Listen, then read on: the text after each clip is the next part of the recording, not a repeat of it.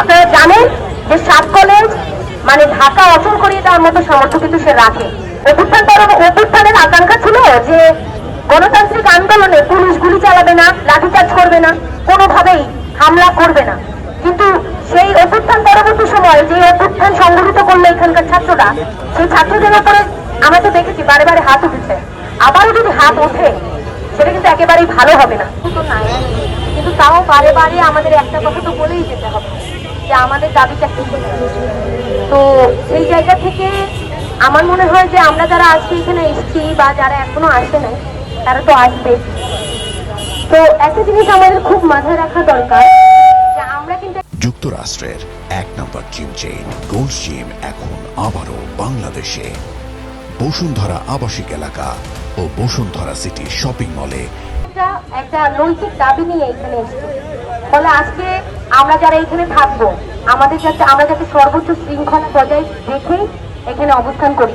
কোনো ধরনের বিশৃঙ্খলা, কোনো ধরনের তর্ক সেগুলোর সাথে যাতে আমরা না জড়াই, এই আহ্বান থাকবে। এর পাশাপাশি আমি বলতে চাই যে এখানে কিন্তু শিক্ষকরা আমাদের শত্রু না, আবার ইন্টারমিডিয়েটের শিক্ষার্থীরা আমাদের কোনো ধরনের বিরোধিতা তাদের সাথে আমাদের নাই। আমাদের স্পষ্ট বিরোধিতাই হচ্ছে যে প্রশাসন কেন টালবাহানা করছে, তারা কেন করে, এই মুহূর্তে আমাদের সবচেয়ে বড় কাজ। কিন্তু এখনো পর্যন্ত কিন্তু আমরা দেখছি গত 2 দিন আপনারা কালকে রাতে অনেকে ছিলেন, তাদের সংগ্রামের প্রতি আমি শ্রদ্ধা জানাই। এর পাশাপাশি মানে আমাদের আসলে অনেক ঠান্ডা মাথায় সিদ্ধান্ত নিতে হবে। ফলে এখানে আমরা যারা আছি অনেকক্ষণ ধরে আছি, ফলে ধৈর্য দিতে হবে, নিজেদের মধ্যে ঝামেলা তৈরি হতে পারে।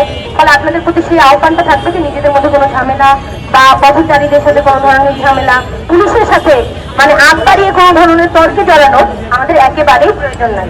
আরেকটা ব্যাপার হচ্ছে পুলিশকে আমি বলতে চাই যে অভ্যুত্থানের আকাঙ্ক্ষা ছিল যে গণতান্ত্রিক আন্দোলনে পুলিশ গুলি চালাবে না, লাঠিচার্জ করবে না, কোনোভাবেই হামলা করবে না।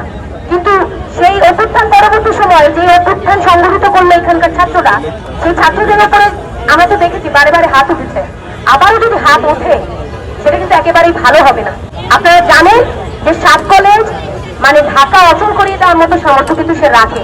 ফলে ঢাকা কেন্দ্রীয় বিশ্ববিদ্যালয়ের আমরা আছে, ফলে সাত কলেজ কিন্তু একসাথে সেটার প্রতিরোধ করবে, এই কথাটা যেন প্রশাসন মাথায় রাখে। ফলে এই আহ্বান জানিয়ে